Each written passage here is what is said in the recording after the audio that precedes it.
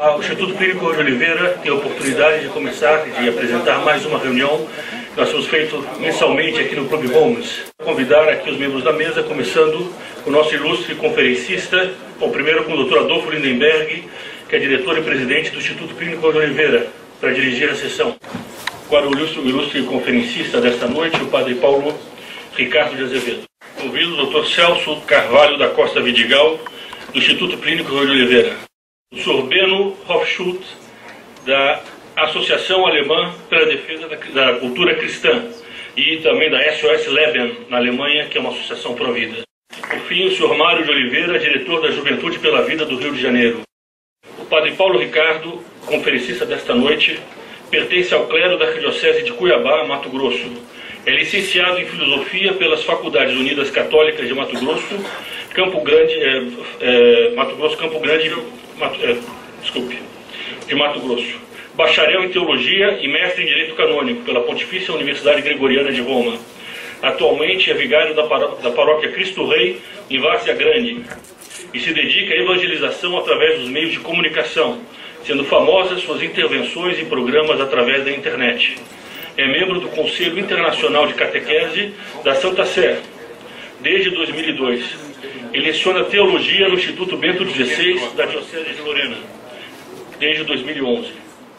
É autor de diversos livros e apresenta semanalmente o programa Oitavo Dia pela Rede Canção Nova de televisão. Passo agora a palavra ao Dr. Adolfo Lindenberg para dar início aos trabalhos. Reverendíssimo Padre Paulo Ricardo de Azevedo, Dr. Celso da Costa Carvalho de Vidigal, Sr. Benno Hofschult, minhas senhoras e meus senhores. A todo momento, de todos os lados, são leis, decretos, projetos de leis, medidas provisórias, portarias que ameaçam a integridade da pessoa humana, da família e, sobretudo, da fé cristã, da fé católica e apostólica romana, em suma, uma verdadeira perseguição religiosa. Preocupado com essa investida revolucionária, o Instituto Plínio Correia de Oliveira, cuja presidência tenho a honra de exercer, houve por bem convidar para essa noite o reverendíssimo Padre Paulo Ricardo, nacionalmente conhecido pela coragem de dizer verdades contrárias ao politicamente correto. Doa a quem doer, num momento histórico que bem pouco se dispõe a tal. A crise que graça na cidade é apenas um reflexo de uma outra, essa bem maior e mais grave na própria Santa Igreja Católica Apostólica e Romana. Causou estarrecimento quando o Pontífice Paulo VI denunciou, na locução de 29 de junho, a crise e a intensidade da crise. Referindo-se à situação da Igreja de hoje, o Santo Padre afirmou ter a sensação de que por algumas fissuras tem entrado a fumaça de Satanás no templo de Deus. Da mesma forma, em alocução aos alunos do Seminário Lombardo, em 1968, ele volta a insistir nessa mesma crise, afirmando que a Igreja atravessa hoje um momento de inquietude. Alguns praticam a autocrítica, dir-se-ia até a autodemolição. Nada indica que de lá para cá as coisas tenham melhorado, uma vez que o Papa reinante, como afirma Lunho, em diversas ocasiões e com diversas palavras, Bento XVI, tem manifestado a sua convicção de que o relativismo tem se convertido no problema central que a fé cristã tem que enfrentar nos nossos dias. Minhas senhoras e meus senhores, talvez os senhores estejam fazendo assim a pergunta: por que é que estamos lembrando palavras tão duras e quase desalentadoras na abertura dessa conferência? A razão é muito simples. Se não houvesse essa crise denunciada pelos papas, talvez não tivéssemos chegado aos extremos de decadência moral e religiosa a que chegamos, e não haveria tampouco clima para o governo apresentar projetos de reforma como o presente, pois a nação se levantaria com uma só como um só homem contra o governo. Não é bem isso o que vemos. Mas não quero antecipar aqui comentários e análises que pedimos ao reverendíssimo Padre Paulo Ricardo trazer aqui para nós. A importância do tema se vê pelo interesse suscitado pela enorme presença nesse auditório. Padre Paulo Ricardo dispensa apresentação. É um verdadeiro sacerdote católico apostólico romano. E isso basta. Com a palavra, nosso ilustre.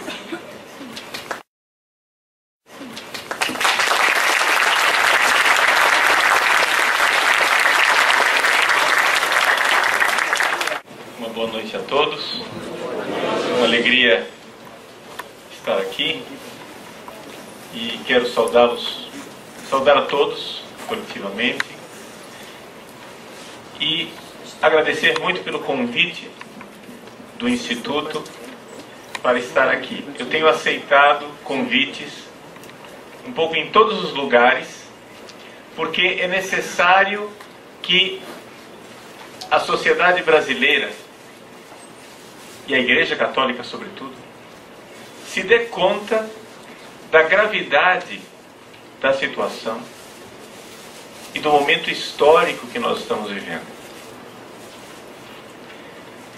Nós estamos na iminência da reforma de todo o nosso Código Penal. Quando eu estive no Senado, há algum tempo atrás, fui entrevistado por um canal de televisão evangélico. E digo isso com muita tranquilidade, porque nesse momento nós precisamos nos unir a todos e deixar de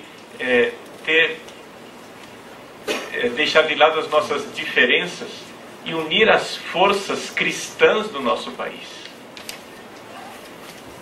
Fui entrevistado por um canal evangélico, e esse canal evangélico me perguntou o que é que eu achava do Código Penal e do projeto de Código Penal. Sinceramente, eu não tenho possibilidade alguma de julgar intenções. E gostaria de dizer isso logo desde o início. Nós podemos julgar atos. Intenções já é uma coisa um pouco mais difícil de se julgar. Eu não sei qual é a intenção das pessoas que estão promovendo a reforma do Código Penal. Mas uma coisa eu posso dizer. Que se eu fosse um ditador, e se eu quisesse implantar uma ditadura num país, a primeira reforma que eu faria seria a reforma do Código Penal. E como seria esse Código Penal reformado? Pelo ditador, pelo Führer, pelo Duce, Paulo Ricardo. Como é que seria? Eu faria um Código Penal com tantos crimes, sobretudo com crimes de opinião, crimes amplos, de tal forma que fosse impraticável a sua aplicação total. Ou seja, colocar na cadeia todas as pessoas enquadradas dentro desse Código Penal seria impossível. E então, como ditador, eu me veria obrigado a escolher pessoas que exemplarmente fossem colocadas na cadeia, para que o país não ficasse sem a possibilidade de uma punição, de um processo pedagógico, né, para a sociedade aprender o que é certo e o que é errado. Escolher, simplesmente escolher quem eu vou colocar na cadeia e quem eu não vou colocar na cadeia. Eu não sei, repito, qual é a intenção das pessoas que estão promovendo a reforma do nosso Código Penal. No entanto, numa entrevista do eminente jurista, Dr. Miguel Reale Júnior, entrevista veiculada na internet, Dr. Miguel Reale foi responsável pela reforma da parte geral do nosso Código Penal, uma reforma feita em 1984, ele diz com toda clareza que o que nós temos diante dos olhos é um inchaço, uma hipertrofia do Estado e do direito penal. De tal forma que o projeto atual possui tantas possibilidades e uma amplidão tão grande nos crimes, que o Estado aqui claramente está tomando o lugar que seria das forças morais da sociedade. Qualquer semelhança com um projeto socialista talvez não seja mera coincidência. Ou seja, o Estado hífen partido onipotente e onipresente é quem vai realizar a moralidade na sociedade. Isto é uma radiografia trágica, antes de ser uma radiografia trágica daqueles que nos governam, é uma radiografia trágica do nosso povo. Quando nós precisamos da força policial para garantir a moralidade que é vivida por um povo, é sinal de que o tecido social se dilacerou completamente. Nós não temos mais a lei moral introjetada. Nós estamos assistindo diante dos nossos próprios olhos. Estamos vendo as nossas famílias, os nossos filhos sendo educados como perversos. Para quem não está acostumado com a linguagem psicológica, em termos de psicologia, perverso é uma pessoa que não introjetou a lei moral. Qualquer pessoa normal, ela possui uma realidade interna chamada consciência. Qualquer pessoa normal, quando ela faz algo de errado, a consciência a acusa. O perverso, ele não tem a lei moral interna. O perverso tem a lei moral externa a si. O perverso, ele, uma vez que é pego em flagrante delito, ele pode até chorar de arrependimento, mas não porque ele esteja se sentindo culpado, mas porque a sua imagem pública foi ferida. O perverso só se preocupa com uma coisa: é o que pensam de mim. É exatamente esta a moral do politicamente correto. A moral do politicamente correto é a moral dos perversos. É a moral de quem se preocupa com a sua imagem. É a moral que substituiu a ética pela estética. Não é importante se o que eu faço é certo ou errado. O importante é se o que eu faço é feio ou bonito, é esteticamente aceitável ou não pela sociedade. Ou seja, é a moral de homens que já não temem a Deus, mas temem a opinião pública. É a moral onde o respeito humano tornou-se o grande ditador de tudo. Digo isso como premissa para essa nossa discussão a respeito do Código Penal, para que nós não nos iludamos de que a solução para o problema que nós hoje atravessamos esteja em ter leis mais adequadas.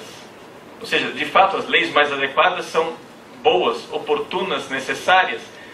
Eu creio profundamente que instituições boas e honestas geram, de certa forma, também a honestidade no povo. Mas o problema é mais grave ainda. O problema está na alma do povo brasileiro. O problema está na alma pervertida do povo brasileiro. E aqui o Papa Bento XVI, com toda clareza, soube dizer profeticamente qual é o problema. Quero citar, por isso, como luz que ilumina essa nossa conferência, um discurso do Papa Bento XVI realizado no dia 30 de março de 2006. Esse discurso foi dirigido ao Partido Popular Europeu, mais do que ao Partido Popular Europeu, aos membros, aos participantes de um congresso promovido pelo Partido Popular Europeu. E o Papa, então, Bento XVI, falou de política. E falou claramente do papel do católico na política. Vejam como, então, o Papa coloca realmente o dedo na ferida. A dificuldade não está tanto simplesmente nas instituições, mas está na alma.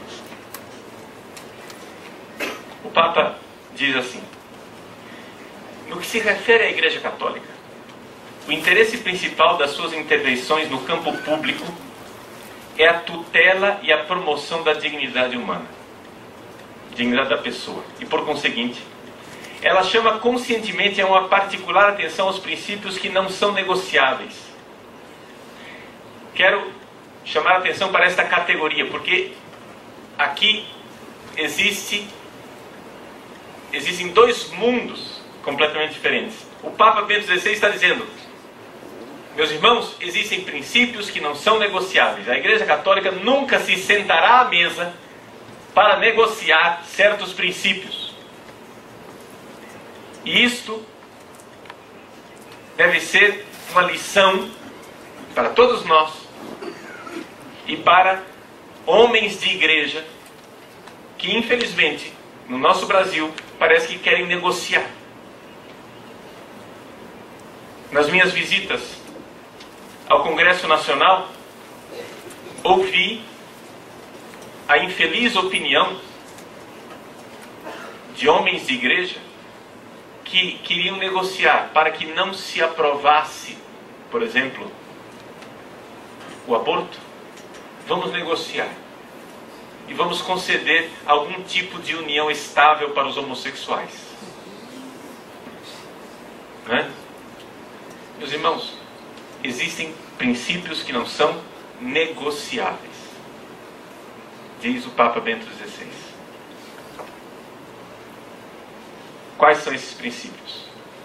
Ele diz com clareza. Número 1. A tutela da vida em todas as suas fases, desde o primeiro momento da concepção até a morte natural. Parece que os nossos legisladores e a equipe redatora do Código Penal leu esse discurso do Papa e disse assim: o que é que nós podemos fazer para contrariar o Papa? Não é? Então, vamos lá. Tutela da vida em todas as suas fases. Vamos deixar de tutelar a vida em todas as suas fases. Acho que todos têm conhecimento que existem brechas enormes para o aborto dentro do projeto do Código Penal.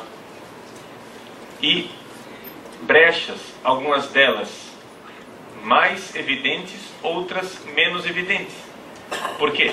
Porque o Código Penal, e aqui fica difícil a gente não pensar em má fé, o Código Penal possui nas suas últimas páginas umas 3 ou 4 páginas de listas de leis que são revogadas, onde está lá somente o número da lei, fica revogada lei tal, parágrafo tal, lei tal, parágrafo tal. Imagine o que é uma lista de números. Quem vai atrás disso tudo para ver, né, de que artigo se trata? A não ser, né, uns católicos fanáticos, né? Então nós fomos atrás. nós fomos atrás para ver do que é que se trata. E descobrimos, por exemplo, que, pasmem, seria revogada a lei que proíbe a venda de remédios abortivos. Está lá, uma lista de números. Inocente lista de números. Para a qual ninguém prestou atenção. Mas eu quero chamar a atenção de vocês para essa lista, essas últimas páginas. Essa lista das últimas páginas. E consultem cada uma daquelas leis. Aqueles que forem, principalmente aqueles que forem advogados, juristas interessados nessas questões das leis. Vejam a lista terrível que são aquelas últimas páginas. Brechas terríveis com relação ao aborto. Onde, por exemplo, não, nós não vamos legalizar o aborto. Mas, se um psicólogo achar que o aborto é necessário como medida terapêutica para a pobre mãe grávida, como se a criança fosse um tumor ou uma doença a ser extirpada, não é? Um parecer de um psicólogo é suficiente para se possibilitar o aborto. Meus queridos, se isso não é a legalização do aborto, o que é? Nós conhecemos os nossos psicólogos e conhecemos com que rigor moral eles são educados, não é verdade? Então, é evidente que se encontrará facilmente um psicólogo que assine essa sentença de morte da criança. Tutela da vida em todas as suas fases, diz o Papa. Mas, por exemplo, uma coisa que pouca gente comenta, mas está lá no código, na proposta, né? Porque, graças a Deus, a coisa, se Deus quiser, quem vai ser abortado vai ser o Código Penal, nessa revisão do Código Penal, essa perversa revisão do Código Penal, se Deus quiser. Mas essa proposta futurível de Código Penal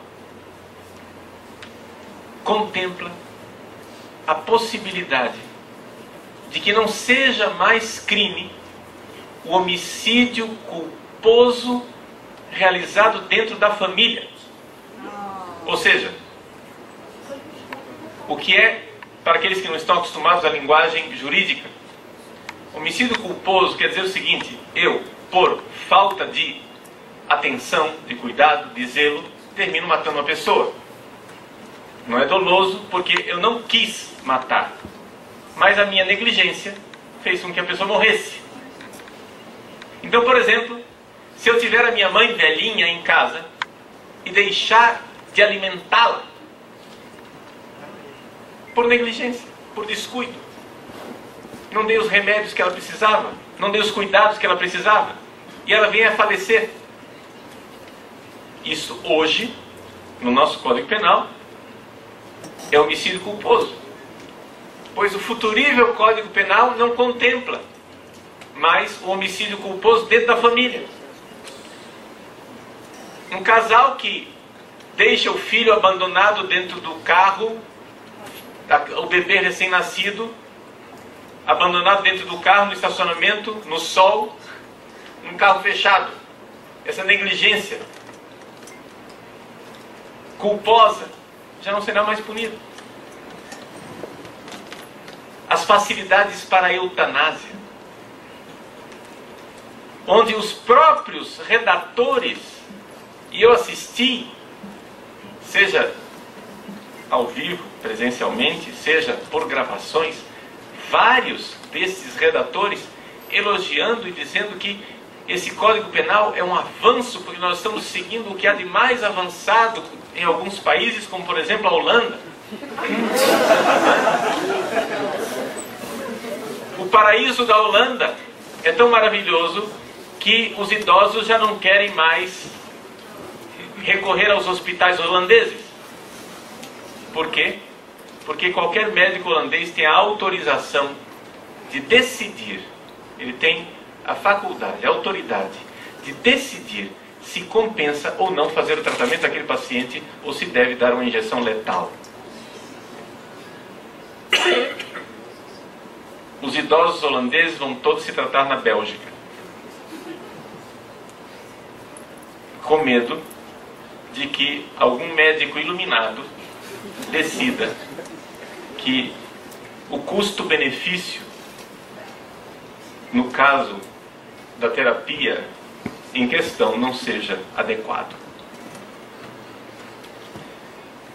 Tutela de todas as fases da vida, desde o princípio, né? Do primeiro momento da concepção até a sua morte natural. Isto não é, senhores, não é negociável, está dizendo o Papa. Não é negociável. Então, portanto, neste Código Penal, para nós, católicos, só existe uma posição, é a total, absoluta e clara rejeição. Não existe aqui negociação, vamos deixar nesse caso, mas nesse caso, nesse outro caso, não, não é isso. Quem se sentar à mesa para negociar esse tipo de coisa está pecando só de negociar. Você está entendendo? A negociação já é pecaminosa. Segundo ponto, não negociável: o reconhecimento e a promoção da estrutura natural da família como união entre um homem e uma mulher, baseada no matrimônio,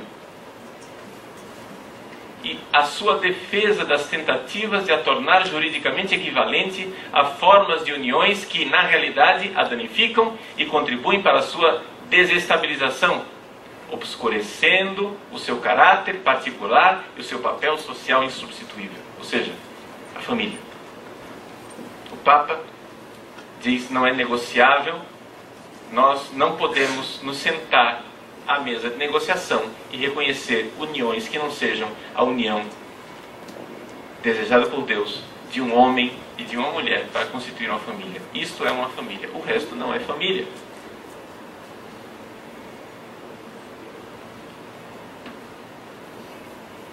Eu, infelizmente, ouvi, e temo que muitos senhores e senhoras tenham ouvido isso também, ouvi de homens de igreja que isto aqui é algo que nós poderíamos aceitar e negociar. Nosso Santo Padre está dizendo não. E, no entanto, o novo Código Penal está eivado de concessões a uma ideologia de gênero que praticamente tornará obsoleta a PL 122, a famosa lei da mordaça gay. Por quê? Por causa dos chamados crimes de discriminação, que não são crimes de discriminação. É evidente, quando a discriminação é injusta, ela deve ser punida. Mas o problema aqui é que nós começamos a constituir cada vez mais crimes de opinião. Ou seja, eu já não posso mais pensar e ensinar aos meus filhos que certas condutas são imorais. E isso nos leva ao terceiro ponto: a tutela do direito dos pais de educar os próprios filhos. Isso é inegociável. A igreja nunca vai conceder que é o Estado quem vai educar os filhos. Quem vai educar os nossos filhos somos nós. Nós não podemos conceder isso. Absolutamente ninguém. Os valores cristãos podem e devem ser transmitidos aos nossos filhos e nós não iremos negociar. Estou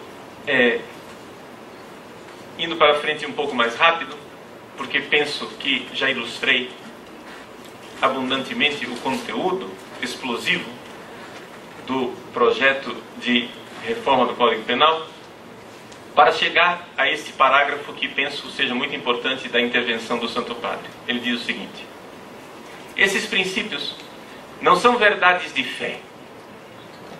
Sim, são verdades de fé no sentido que, de fato, pela fé nós cremos nisso, mas nós não estamos lutando por isso porque somos católicos. Esses princípios não são verdades de fé. mesmo se recebem uma ulterior luz e confirmação da fé. Eles estão inscritos na natureza humana e, portanto, são comuns a toda a humanidade. Aqui o Papa está pondo as mãos na frente, porque ele sabe muito bem que uma vez que um católico se põe a defender a vida, defender a família e defender a educação dos nossos filhos, os 3 princípios não negociáveis, virá algum sabichão moderno que irá dizer: mas essa é a sua opinião religiosa, o nosso Estado é laico e você fique quieto, vá para casa e creia no que você quiser dentro da sua casa, mas não imponha isso aos outros. O Papa está dizendo: isso não é uma questão de religião, não é uma questão religiosa. Isso é uma realidade que está enraizada no próprio direito natural. É a natureza humana que impede isso. E a ação da Igreja, diz o Papa, de os promover, não assume, por conseguinte, um caráter confessional. Não é uma questão de que a família católica é constituída por um homem e uma mulher. Não, é que a família das pessoas humanas é constituída por um homem e uma mulher. Por quê?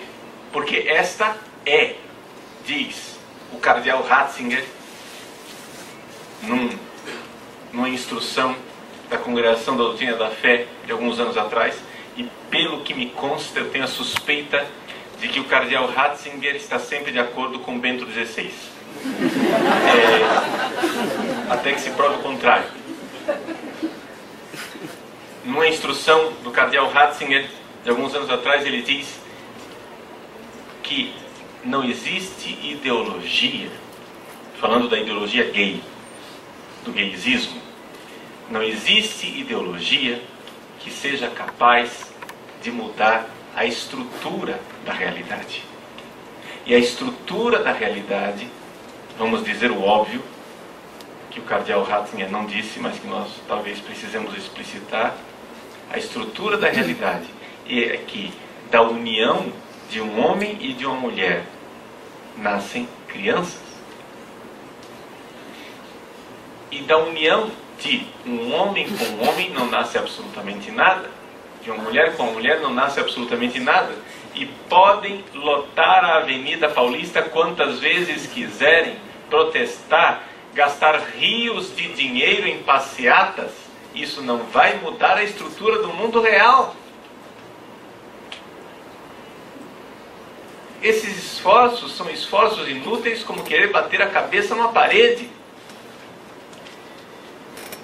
E é por isso que o gaysismo precisa ser necessariamente rumoroso, ele precisa ser barulhento.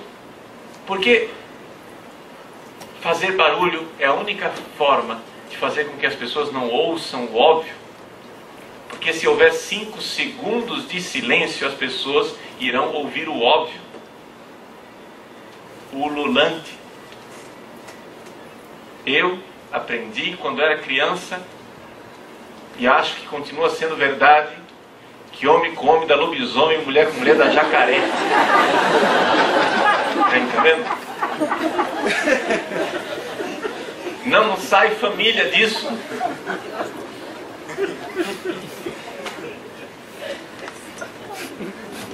Trata-se, portanto, de uma realidade que está na estrutura do mundo real. Não é um construto social, não é um construto cultural, por mais que se tentem fazer obras de engenharia social. Nós estamos aqui diante de algo que foi escrito por Deus, não somente nas tábuas da lei de Moisés, na revelação divina do Sinai, mas foi escrito na estrutura do mundo real.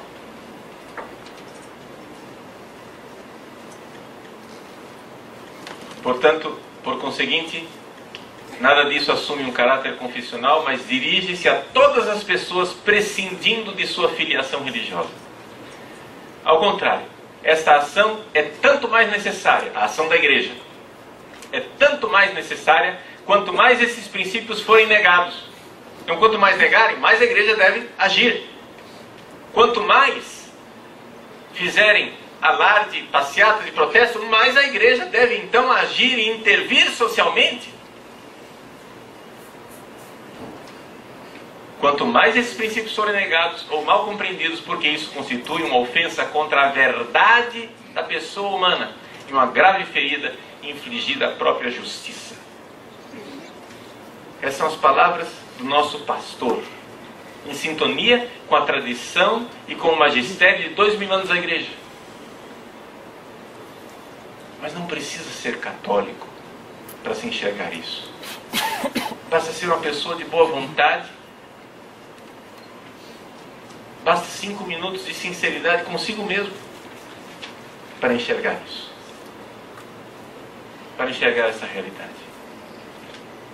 Então, vejam que nós estamos aqui diante de uma realidade muito complexa. Nós temos diante de nossos olhos um quadro bastante desfavorável.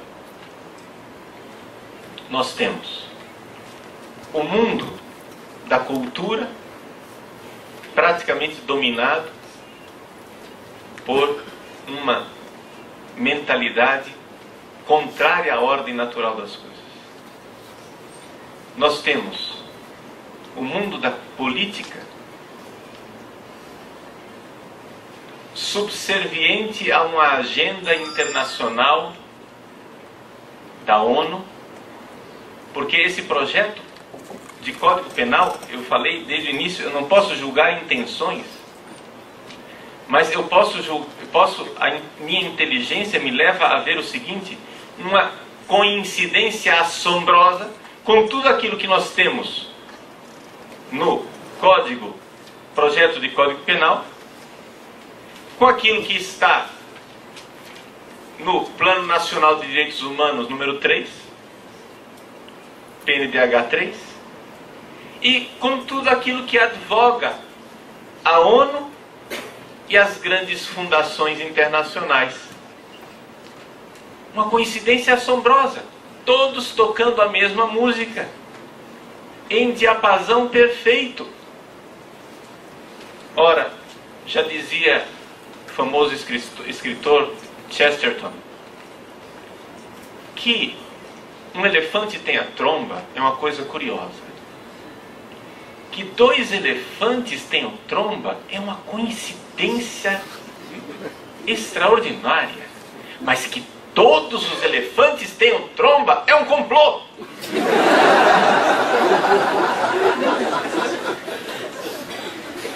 Ou seja, como é possível que nós, no nosso Brasil guaranil, estejamos em perfeita sintonia no nosso projeto de Código Penal com aquilo que a ONU está desejando? Será que isso é mera coincidência?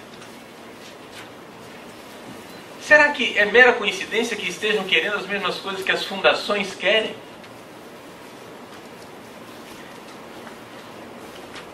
Novamente, eu não posso julgar intenções e não posso julgar as pessoas, os redatores.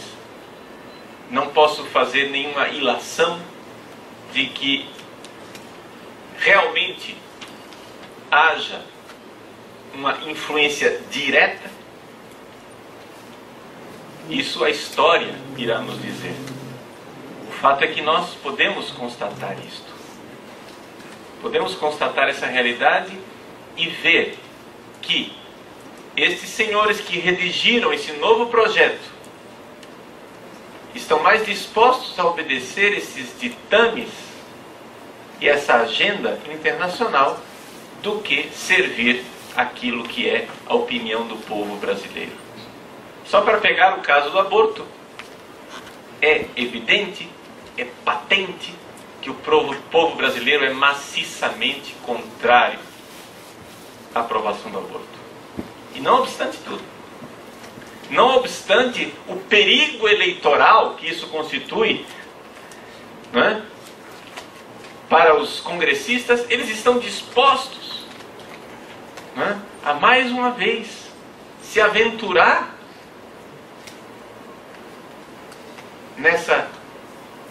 nesse projeto de legalização do aborto contra tudo e contra todos. Um desrespeito total. Só para citar mais um último exemplo.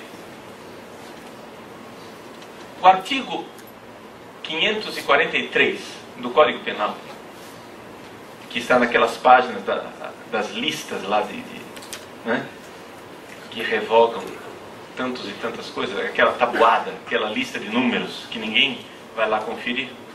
O artigo 543 diz o seguinte: ficam revogadas as seguintes disposições legais.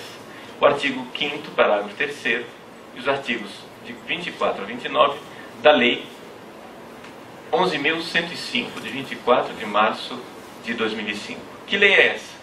É isso que consta lá, acabou. Só essa lista de números. É a Lei de Biossegurança. Uma lei onde o país inteiro debateu a respeito das células-tronco, da questão do uso de material de células embrionárias, de clonagem e companhia limitada. E, no entanto, como dizem os italianos, alla faccia di tutti, né? Na cara de todo mundo, assim, as escâncaras, eles revogam com uma canetada, tac, um debate nacional que durou meses, onde o Supremo teve que intervir. Um debate nacional que terminou por vedar a comercialização de células embrionárias humanas, onde, isso no artigo 5º, parágrafo 3º, no artigo 24, se proibiu a utilização de um embrião humano. No artigo 25, se proibiu a engenharia genética com embriões humanos. No artigo 26, foi proibida a clonagem humana. Pois bem, com uma canetada, tudo isso está aprovado. Como não pensar em má fé? Porque se isso aqui não é má fé, é incompetência criminosa. Não tem outra explicação. Que essas pessoas façam isso, que essas pessoas proponham isso, já é um crime. Porque isso é uma tentativa de ludibriar um país inteiro. Isso é um desrespeito para com a nação. E querem nos mandar para casa como católicos, dizendo que nós devemos ficar na sacristia, porque a sacristia é o nosso lugar. Meus irmãos, minhas irmãs, lembremos uma coisa, e com isso eu concluo essa minha colocação. Nós não estamos nesse mundo numa colônia de férias. Nós todos somos náufragos do pecado original e temos a nossa alma em perigo.